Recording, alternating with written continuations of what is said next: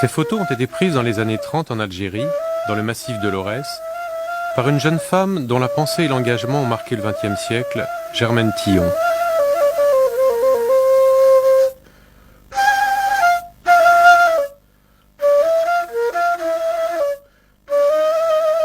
Conservés sous forme de négatifs, jamais tirés et donc jamais publiés, ces clichés ont été retrouvés récemment. Ils témoignent d'un monde disparu, mais surtout ils éclairent la vie et la personnalité de leur auteur d'une manière inattendue.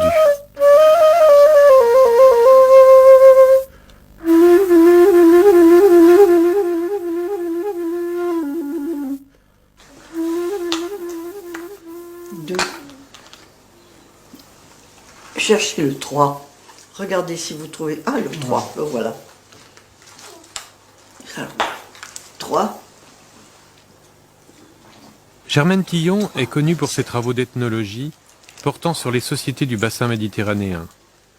Mais elle fut aussi résistante dès 1940 et survivante du camp de Ravensbrück où elle avait été déportée.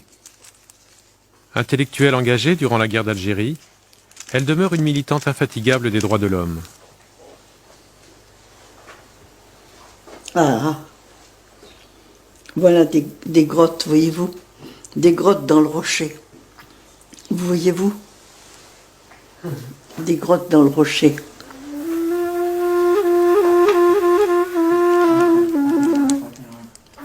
Et en baie. Avec ces images, ressurgit une époque qui fut fondatrice pour Germaine Tillon, celle de ses premières missions dans les Aurès, envoyée par son maître Marcel Mauss, le fondateur de l'ethnologie moderne.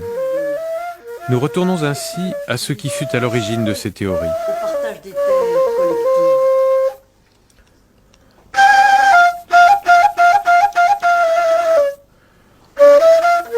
Ce qui m'intéresse sur le maraboutisme, c'est que vous avez tout un carnet sur le maraboutisme. Oui. Et vous avez des photos de ce marabout de Rouffy, que je pense qu'on peut... Ah ben voilà, c'est celui-là que nous avons été voir. Aujourd'hui, une historienne et un sociologue, Nancy Wood et Augustin Barbara, effectuent avec Germaine Tillon un travail d'inventaire et de rédaction en vue de la publication d'un livre de photos. Interrogée sur ces clichés et les conditions de leur réalisation, l'ethnologue répond très précisément. Mais elle aborde aussi les thèmes qui ont traversé toute sa vie. Le fonctionnement des groupes humains, l'aliénation de la femme, la nécessité de compréhension du monde. Je serais incapable de vous le dire. Je remarque que vous êtes très très précise. Toujours sur les dates. Oui, Bouzina, bon, c'est un village des Aurès. Hein. Le lieu et la date. Lundi 13 mars 1935, 15 heures. Et vous notez neige, ciel couvert, réverbération, parasoleil, sans posomètre.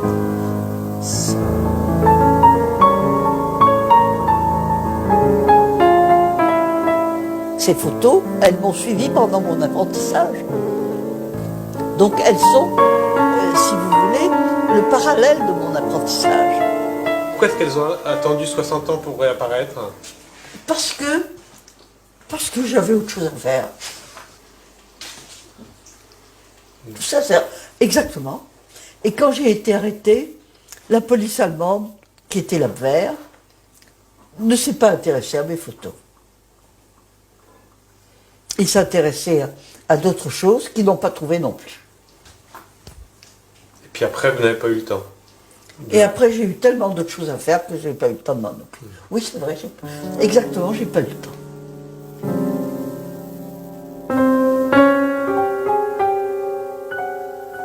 Première question pour la débutante que j'étais, l'origine du mot Chaouia. Ce mot est arabe. Il sert à la fois à nommer un métier, une ethnie et une langue étrangère.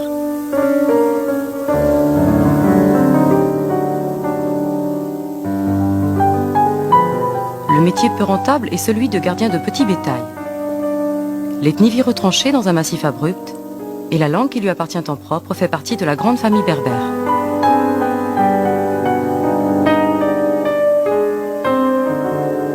Tiranibine, les gorges, Amarchadou, le Samar, forêt de Mesbel, la caravane. C'est Beth el Oued.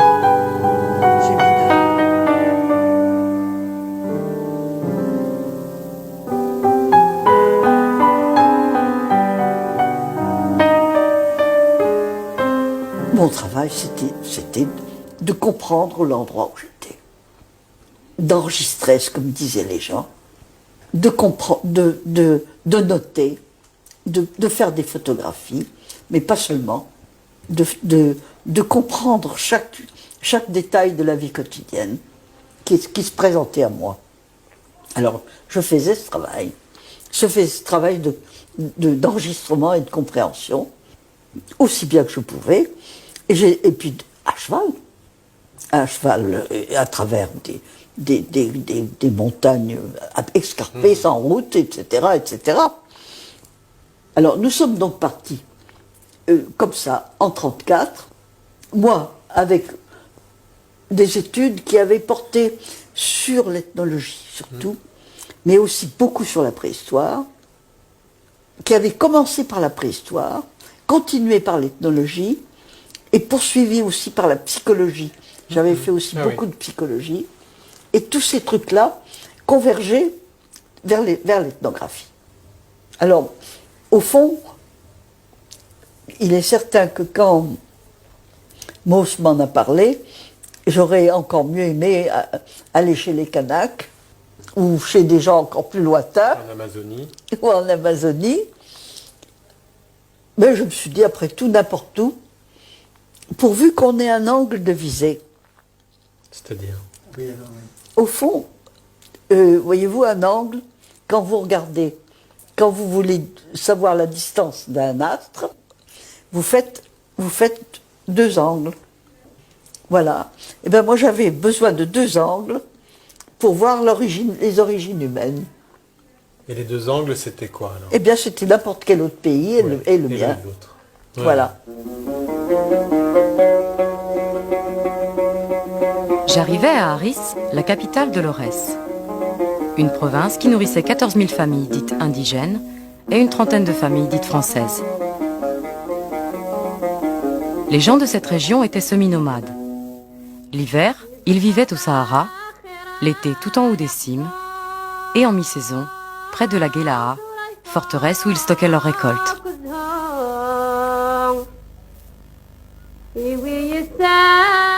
Moi j'étais en 1934 à Aris. Attention, pas longtemps. Parce que justement, je ne voulais pas rester dans un endroit qui était en contact avec notre civilisation. Je voulais aller voir des vrais paysans dans leur vérité. Autrement dit, plus ils seraient berbères, plus ils seraient paysans, et plus ils seraient véridiques, plus ça me plaisait. C'est donc ça que je voulais. Si la nature m'avait pourvu d'un œil de cyclope au milieu du front ou d'un museau de chien, je les aurais moins étonnés qu'avec mon costume de cheval, mon matériel de campement et les heures que je passais chaque jour à écrire. Passés les premiers étonnements, ils s'habituèrent à moi et s'aperçurent alors que je n'étais pas un animal malfaisant, résistant mieux qu'eux aux terreurs engendrées par les représentants de l'administration ou par ces monstres que l'on appelle les djinns.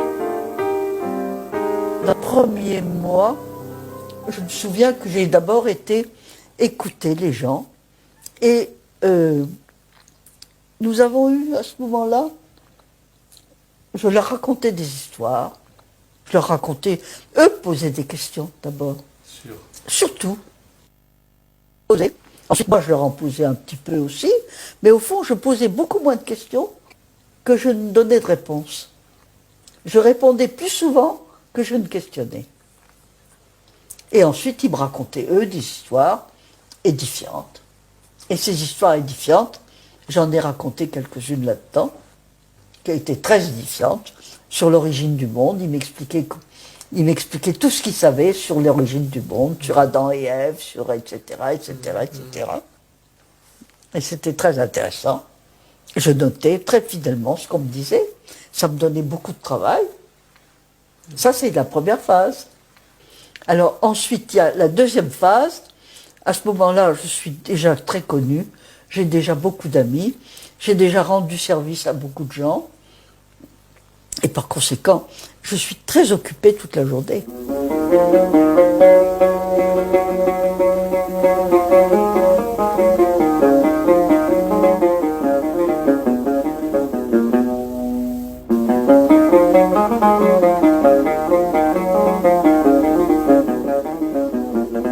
Mais vous avez voyagé beaucoup parce que votre tribu était nomadique aussi, Ah, ou oui, semi-nomadique. Celle-là a été semi-nomade. Je la suivais de la montagne au Sahara, Oui. et du Sahara à la montagne. Mais ensuite, je me suis rendu compte à quel point ils étaient eux-mêmes anxieux de connaître leur parenté au-delà de leur tribu. Et alors, j'ai commencé à interroger les vieillards sur les héritiers éventuels de chaque famille, en cas de disparition d'une famille. Et j'ai noté donc toute la chaîne des héritiers, de fil en fil. Ça allait très très loin. Alors, une fois que j'ai eu noté tous ces échelonnements de parenté, à ce moment-là, j'ai entrepris de faire le travail pour l'ensemble de l'Aurès. Au passage, les anciens venaient me saluer, boire une tasse de café, et en leur compagnie, je reconstituais les généalogies. J'évaluais selon les pluies la survie probable des chèvres et le rendement des semis. J'assistais à la répartition des corvées et à l'épluchage des affaires d'honneur. J'apprenais surtout à écouter, à ne pas savoir d'avance ce que l'on allait me répondre et à garder secret ce qui devait l'être.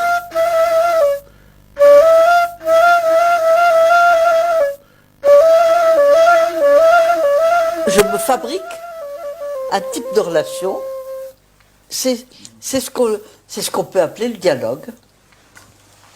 Le dialogue.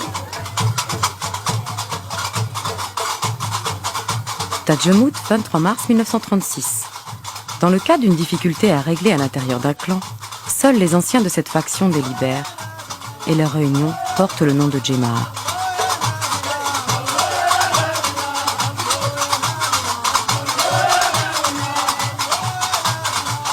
Ici, tous les chefs de famille, tous ces hommes que vous voyez là, ont avec eux des neveux, des fils et des neveux.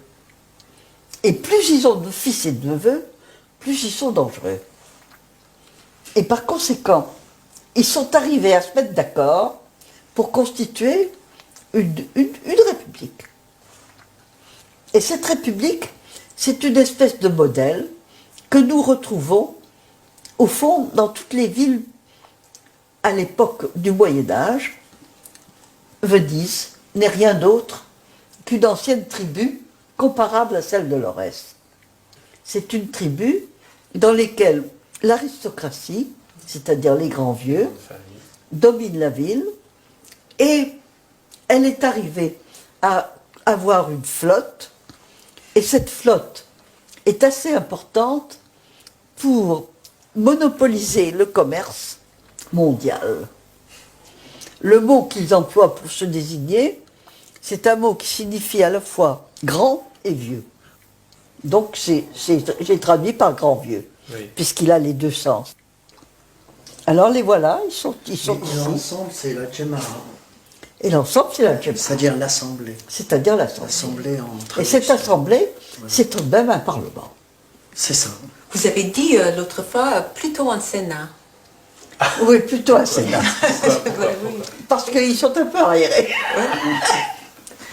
Et pas élus. Et pas élus. Et pas élus. Mais est-ce que... Et pas élus, vous l'avez dit. Cette Assemblée... Ils ont deux points de commun avec le Sénat, c'est qu'ils sont arriérés et pas élus. Et qu'il n'y a aucune femme parmi eux. Oui, ah, aussi. Autre fait commun avec le Sénat français.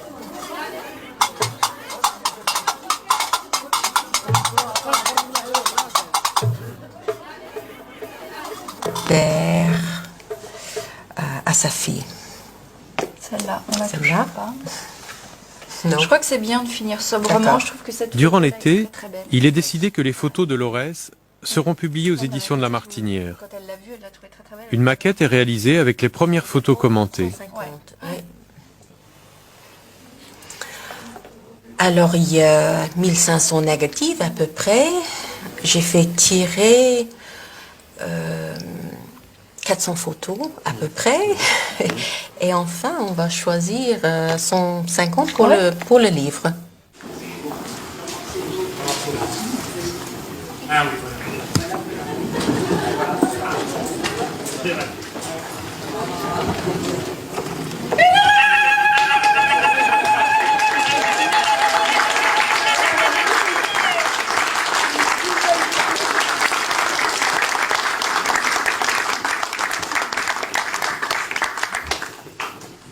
Pendant ce temps, toujours pour témoigner, Germaine Tillon répond aux invitations de la presse et participe à des colloques, comme celui-ci, organisé par une association d'amis de l'Algérie.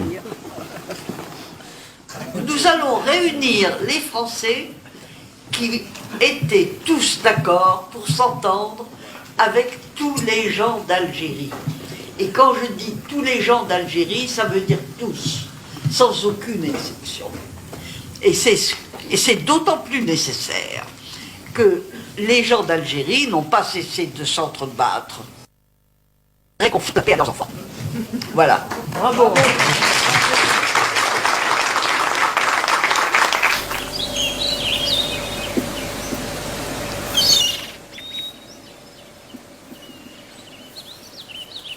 Autrefois, la Bretagne était peuplée de chênes verts et que ce sont les boulangers bretons qui ont brûlé les chênes verts parce que c'est le chêne vert qui fait les meilleurs, qui chauffe les meilleurs pour chauffer les fours.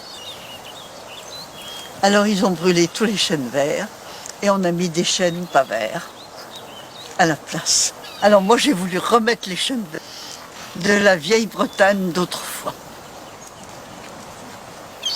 C'est moi qui l'ai construite. Enfin, j'ai pas mis les pierres, mais j'ai construit d'abord les gens, ensuite les meubles autour des gens, ensuite les murs autour des meubles. C'est dans cet ordre-là que la maison a été construite.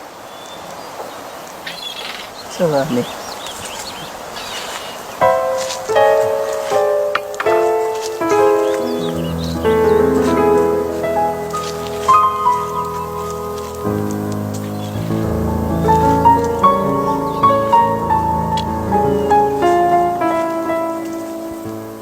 Du soleil sur la mer était tellement beau que je me suis dit ça fait rien, le terrain est affreux, il est complètement stérile, mais je vais le ressusciter.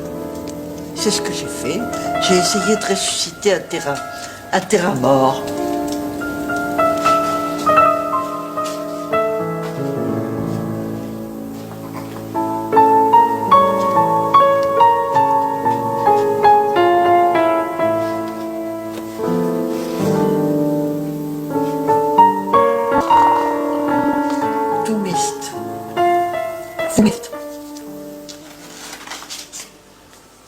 La pince, c'est tout ça, c'est à partir du corps. Toutes les mesures humaines, c'est la main et ça ici.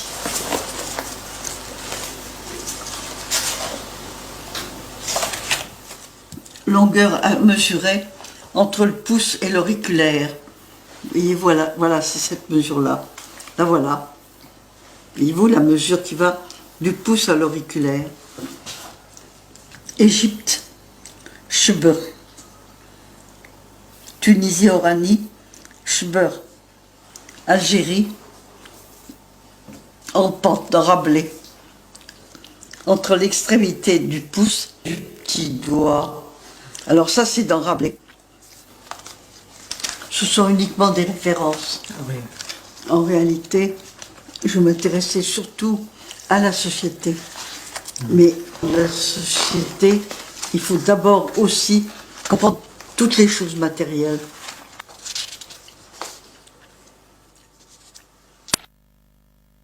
J'étais dans l'Aurès, en plein dans les montagnes de l'Aurès, avec un sentiment de sécurité complète, protégé par une tribu entière. La sauvagerie, c'est en Europe que je l'ai apprise. Alors la sauvagerie existait à Ravensbrück. C'était vraiment, nous avions affaire à des sauvages. Vous dites que votre expérience des Aurès vous a servi dans le camp. Elle m'a servi simplement pour structurer le camp. Ce qui n'est pas rien. Ce qui n'est pas rien. Je peux dire que j'ai déchiffré les structures du camp presque très vite. Très vite. Et dans votre analyse, il y a deux axes essentiels, c'est le travail et la mort. Comment ils... Et le rendement. Et le rendement. Et le rendement. Ouais. Alors, il y avait donc le travail, la mort et l'argent. Il fallait à qui profite, à qui ce système va-t-il profiter. À ce moment-là, je me suis dit, il y a moyen de faire une enquête approfondie sur le camp, puisque en réalité, tous les SS font exécuter leurs travaux par une classe de prisonnières. Donc, en posant des questions ciblées à toutes les prisonnières, on peut déchiffrer tout ce que font les seigneurs, c'est-à-dire les princes du camp. Ce qui nous a aidés, ça a été tout de même la maîtrise de soi et la compréhension du monde dans lequel on vit. Il est certain que lorsqu'on éclaire un monde même affreux, en quelque sorte on le domine.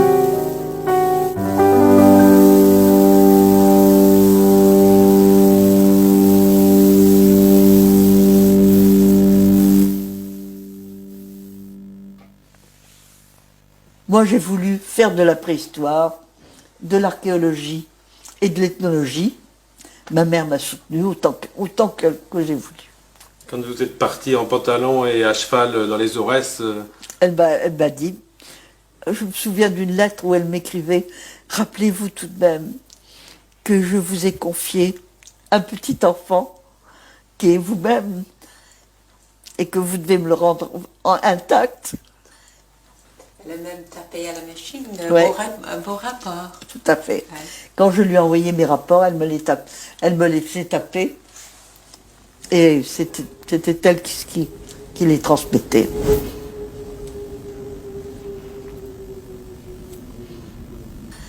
Les Chaouia que vous rencontrez quand vous arrivez dans les Aurès, ils vous semblent exotiques ou ils vous Eh bien, semblent justement, proches ou ils vous semblent... Très rapidement, je me suis aperçue qu'ils étaient au fond très proches de nous. Et c'est là justement que j'ai très proche des paysans français. Et c'est justement à ce moment-là que j'ai, avec toutes mes études de préhistoire antérieures, que j'ai pensé que, évidemment, il y avait, comment dirais-je, au fond, un système de parenté qui est majoritaire dans le paléolithique, c'est d'épouser l'étranger, et un système de parenté qui est majoritaire dans le néolithique, qui est d'épouser son cousin. Donc un changement radical. Donc un changement radical. Et justement, j'ai essayé de comprendre pourquoi ce changement radical et où on trouvait ce changement radical. Et ma théorie actuelle, c'est qu'il faut en revenir au système paléolithique, c'est-à-dire Il faut se marier avec l'étranger. avec l'étranger. D'accord. Et pourquoi ça? Pour que l'étranger vous garde vos frontières. Je comprends. Parce que, rendez-vous compte que nos ancêtres, les sauvages, nos ancêtres communs à toute la Terre, ce sont nos ancêtres les sauvages. Et nos ancêtres les sauvages, ils n'avaient pas de fil de fer barbelé pour préserver leur gibier.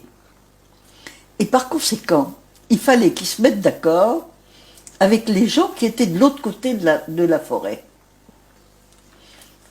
Et ils n'avaient pas d'autre moyen de se mettre d'accord avec eux que d'échanger leurs femmes. Moi, je te passe ma sœur, tu me passes la tienne. Et voilà. C'est ça le mariage paléolithique. C'est ça, et qui permet la paix. Et qui permet la paix. Parce qu'autrement, c'est la guerre. Autrement, c'est la guerre, tout le temps. Et nous en sommes revenus au paléolithique au point de vue politique. C'est-à-dire une politique de conversation avec l'autre, d'ouverture à l'autre. Et ça, c'est la politique paléolithique. De conversation avec l'autre.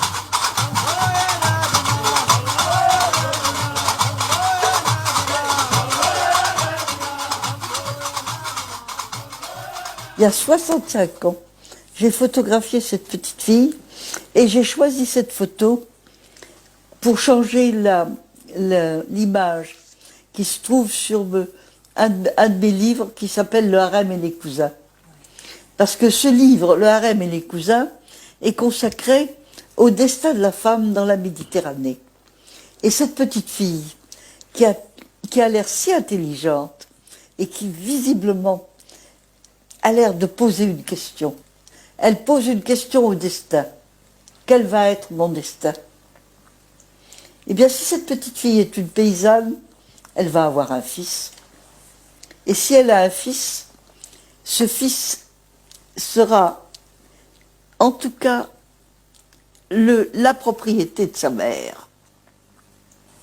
C'est pourquoi, si cette paysanne, cette petite fille est devenue une paysanne, je dirais que la paysanne n'est pas tout à fait malheureuse, parce qu'elle a une domination écrasante sur son fils.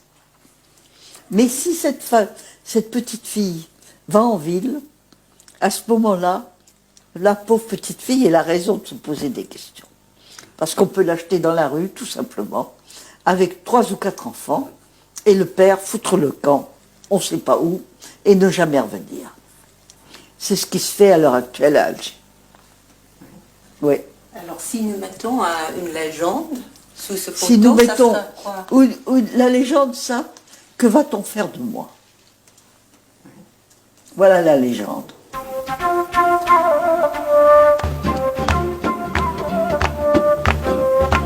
En réalité, on retrouve dans tous les pays paysans une exigence. Et cette exigence, c'est de maintenir la terre dans une seule main. Parce que la terre ne se divise pas. La terre, c'est un instrument de travail. C'est comme votre caméra. Votre caméra, vous ne pouvez pas la couper en deux et en donner une moitié à l'un et une moitié à l'autre. La caméra est un bloc unique et cohérent. Eh bien, un domaine terrien, c'est la même chose. C'est un bloc unique et cohérent. Et ça exige quelqu'un qui le domine et qui le manipule. Donc, en cas de décès, qu'est-ce qui se passe? En cas de décès, il y a un fils aîné, c'est l'aîné qui hérite. Point final. Et les filles, dehors. Les filles, on s'en fout. Ça n'existe pas.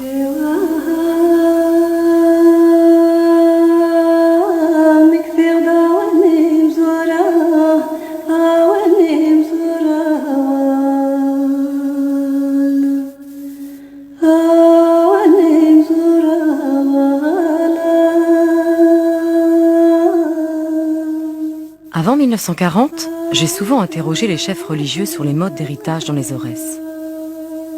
Ils répondaient sans hésiter que dans une famille, il faut des fils qui travaillent et qui défendent le patrimoine commun, et non des filles dont les enfants fortifieront peut-être une famille rivale ou un clan ennemi. Wa